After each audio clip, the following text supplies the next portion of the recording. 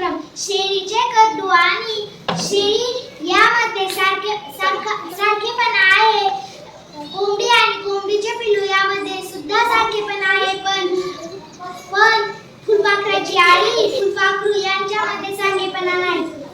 यानंतर फुलपाखराविषयी माहिती तुम्हाला अंकिता सांगेल. अंडी, अळी, कोश, प्रौढ. मी तुम्हाला फुलपाखराच्या 4 अवस्थांबद्दल माहिती सांगणार आहे. ही बघा, ही अंड्यातून निघालेली आळी. तर याला अंड्यातून निघायला किती दिवस लागतात? 15. मग ही आळी 2 ते 2.5 दिवस पानं खाते आणि काठ सोडते. ही आहे काठ सोडलेली आळी. बघा,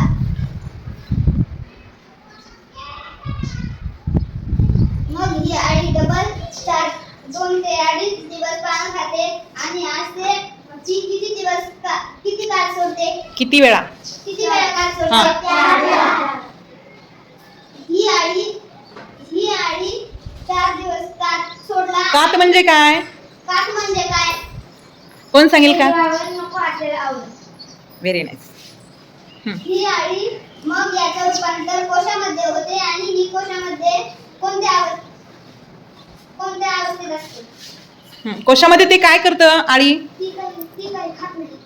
हा, आणि मग काय होतं सांग. तिच्या शरीरात बदल होतो म्हणजे हा, काय? तिच्या शरीरात बदल होतो म्हणजे काय होतं? कोण सांगेल? हा, रेडी. फुलपाखरू तयार होतं म्हणजेच काय? फुलपाखराला आळीला 6 पाय होतात आणि 2 पंख होतात. हा, 2 पंख. आणि त्याला त्याच अवस्थेला आपण फुलपाखराच्या अवस्थेला काय म्हणतो?